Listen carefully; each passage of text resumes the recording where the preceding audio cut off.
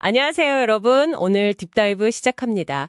요즘 언론사들 어렵다는 얘기 진짜 많이 들리잖아요. 광고 줄고 또 신뢰도 문제도 있고. 이러다 보니 우리가 보는 이 뉴스의 질까지 좀 걱정해야 하나? 이런 생각도 드는데요. 그래서 오늘 저희가 좀 깊게 파볼 자료가 있습니다. 지속 가능한 언론 운영을 위한 새로운 재원 확보 방안. 바로 미디어 바우처 연구 보고서입니다. 이게 뭔지 또 어떻게 언론을 도울 수 있을지 한번 보죠. 네, 안녕하세요. 그 핵심 아이디어는 간단해요. 정부가 직접 돈을 주는 게 아니라 여러분 같은 시민들께 일종의 이용권, 쿠폰 같은 거죠. 이걸 드리는 겁니다. 그럼 그 바우처로 내가 신뢰하는 언론사나 아니면 이 기사 정말 좋다 하는 기사에 직접 후원을 하는 거예요. 그러니까 이제 지원의 주체가 시민이 되는 거죠. 시민이 직접이요? 예. 약간 뉴스 소비자가 직접 투표하는 느낌이네요. 이거 되게 흥미로운데요?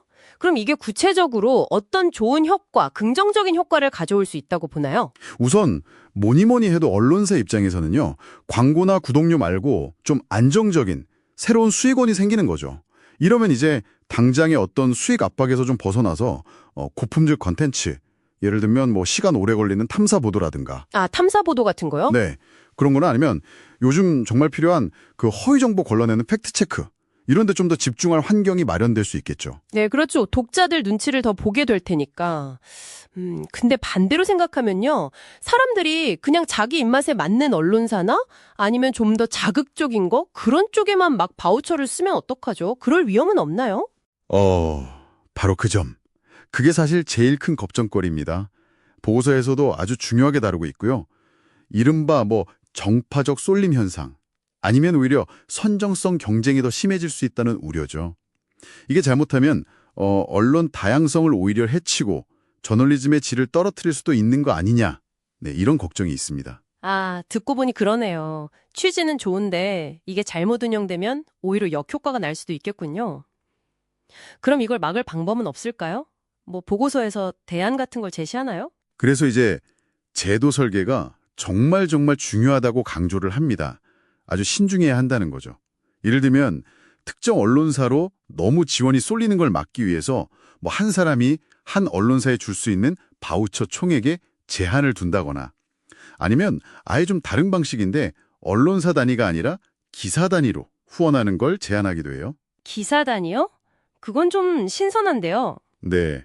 그러니까 정말 잘 쓴 공들인 기획 기사나 아니면 용기 있는 고발 기사 같은 그 콘텐츠 자체에 직접 보상을 주자는 아이디어죠. 근데 어떤 기사가 좋은 기사인지 그 판단 기준은 또 어떻게 마련하죠? 그것도 좀 복잡할 것 같은데요? 네, 맞습니다. 그래서 이제 독립적이면서도 투명한 평가 기구가 꼭 필요하다, 이런 얘기도 나오고요. 그리고 바우처를 누가 얼마나 받고 어떻게 썼는지 이런 내용을 전부 다 투명하게 공개해서 공정성 논란을 최대한 줄여야 한다, 이런 점도 지적합니다. 그리고 또 중요한 게 이런 디지털 방식에 좀 익숙하지 않으신 분들 있잖아요. 네네, 어르신들이나. 그렇죠. 그런 정보 취약계층을 위한 오프라인 지원책 같은 것도 꼭 같이 고민해야 한다고 보고서는 말하고 있습니다. 이야, 단순히 바우처 나눠주고 끝? 이게 아니네요. 생각보다 훨씬 더 세심하게 접근해야 하는 문제군요. 그럼 이게 대형 언론사 말고요. 좀 재정적으로 어려운 작은 언론사들, 독립 언론이나 지역 언론에게도 실제 도움이 될까요? 그럴 잠재력은 충분히 있다고 봅니다. 시민들의 선택이 좀 다양하게 반영된다면 지금처럼 몇몇 큰 매체로만 자원이 쏠리는 걸 좀 완화할 수 있겠죠? 그래서 작지만 정말 중요한 목소리를 내는 매체들에게도 새로운 기회가 될 수 있다.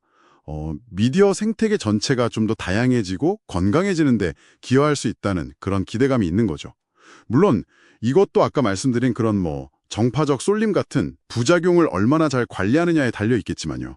자, 그럼 오늘 이야기 좀 정리를 해보죠.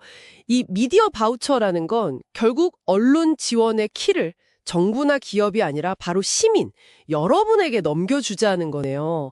이걸 통해서 언론의 재정 안정성도 높이고 또 독립성이나 저널리즘의 질, 다양성까지 한번 키워보자는 뭐 그런 구상인 것 같습니다. 네, 맞습니다. 물론 말씀하신 대로 편향성 문제라던가 공정성 시비 같은 해결해야 할 과제들도 분명히 있어요. 하지만 이런 문제들을 정말 신중한 설계를 통해서 잘 최소화할 수만 있다면요. 이게 어쩌면 언론과 시민 사이에 좀 무너진 신뢰를 다시 쌓고 더 건강한 공론장을 만드는데 중요한 역할을 할 수도 있을 겁니다. 네, 오늘 딥다이브는 여기까지입니다. 마지막으로 한번 이런 질문 던져보고 싶네요. 만약 지금 여러분 손에 한 1년치 쓸 수 있는 미디어 바우처가 쥐어진다면요. 여러분은 과연 어떤 언론사 혹은 어떤 종류의 기사에 그 바우처를 쓰시겠습니까? 그리고 그 이유는 뭘까요?